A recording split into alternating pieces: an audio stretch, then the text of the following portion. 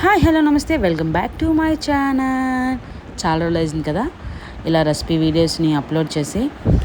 ఇవాళ వీడియో ఏంటంటే సింపుల్గా ఈజీగా అయిపోయే గోంగూర చికెన్ ఎవరైనా చేసుకునే విధంగా నేను చూపించుతున్నానండి.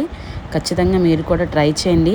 ఎవరైనా వండొచ్చు, బ్యాచిలర్స్ కానీ అలానే కొత్తగా వంట నేర్చుకుంటున్న వాళ్ళు కూడా ఈజీగా ఈ రెసిపీని చేసేయచ్చండి. చాలా సింపుల్ ప్రాసెస్. ఒక 3-4 గోంగూర కట్టలు తీసుకోండి. అంటే ఎలా తీసుకోవాలి అంటే మామూలుగా 10 రూపాయలకి 3-4 అని ఇస్తారు కదా, అలా ఒక 10 రూపాయలు తీసుకోండి. 10 రూపాయల గోంగూర, 1/2 కేజీ చికెన్ తీసుకోండి. చికెన్ని మంచిగా కడుక్కొని పక్కన పెట్టుకోండి. ఇప్పుడు కళాయి పెట్టుకొని కళాయిలో ఆయిల్ వేసుకోండి. అందులోకి కడిగి పెట్టుకున్న గోంగూర వేయండి. మీ స్పైసెస్ తగ్గట్టుగా పచ్చిమిరపకాయలు వేసుకోండి. గోంగూర కొంచెం పుల్లగా ఉంటే ఎక్కువ పచ్చిమిర్చిని వేయండి. అంటే కారం ఎక్కువగా ఉంటే పులుపు అనేది మనకి గోంగూరలో తెలియదు. అది వేగిన తర్వాత దాంట్లోకి ఒక 2 చిన్న సైజు టమాటోస్ని కూడా కోసి వేసుకొని దాన్ని మిక్సీ జార్లోకి వేసుకొని పక్కన పెట్టుకోండి. చల్లగా అయినంత వరకు, వేడిగా మాత్రం మిక్సీ పట్టకండి. ఇప్పుడు అదే కళాయిలోకి ఆయిల్, ఒక 2 స్పూన్ల ఆయిల్ వేసుకోండి.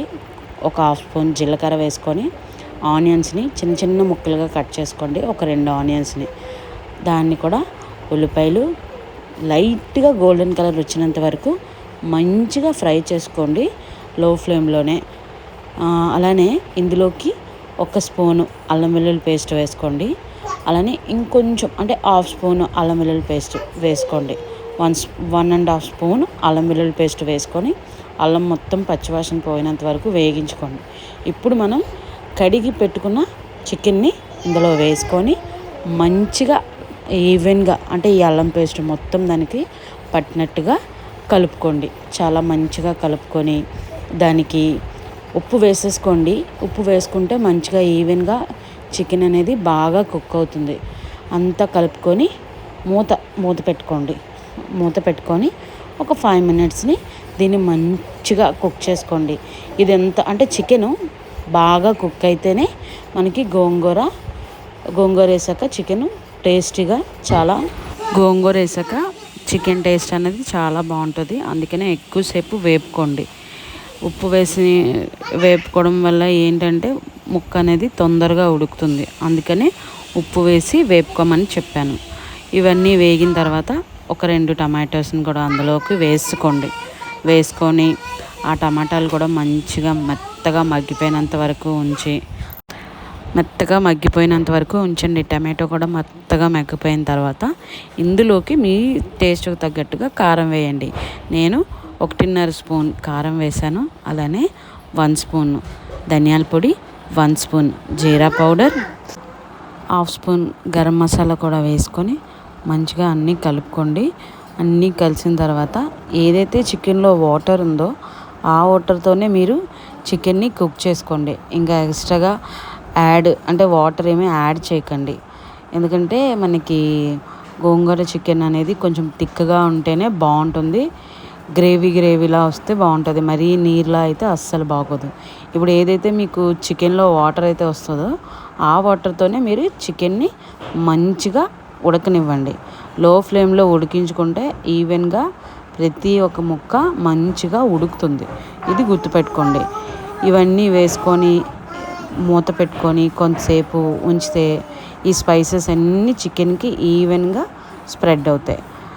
ఇందాకలా మనం తయారు చేసి పెట్టుకున్న గోంగూరని ఇప్పుడు మిక్సీ పట్టుకుందాం. మెత్తగా మిక్సీ పట్టుకోండి, ఓకేనా. నేనైతే మొత్తం గోంగూర వేయలేదు, కొంచెం గోంగూర మాత్రమే వేశాను. ఎందుకంటే మొత్తం వేస్తే ఎక్కువ అయిపోతుందని హాఫ్ మాత్రమే వేశాను. ఈ స్పైసెస్ అన్నీ దీనికి పట్టేసాయి అనేసి, అంటే చికెన్ ఆల్రెడీ కుక్ అయిపోయిందని ఇప్పుడు గోంగూర వేసాను. ఆల్రెడీ చికెన్ కుక్ అయిన తర్వాతనే మీరు గోంగూర అనేది వేయాలి, ఓకేనా. ఇది గుర్తుపెట్టుకోండి. కుక్ అయిన తర్వాత వేస్తే మిగిలిన ముక్కలు కూడా ఇంకా మెత్తగా ఉడుకుతాయి.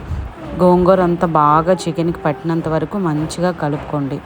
ఇప్పుడు కొంచెం వాటర్ వేయండి, ఓకేనా.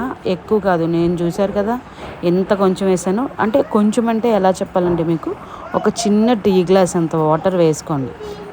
ఇప్పుడే మీకు కానీ ఉప్పు కానీ కారం కానీ ఏమాత్రం సరిపోలేదు అని అనిపిస్తే వేసుకోండి, ఓకేనా. అన్నీ వేసుకొని కలుపుకొని దీన్ని మూత పెట్టుకొని ఒక 2 మినిట్స్ మంచిగా ఉడకనివ్వండి.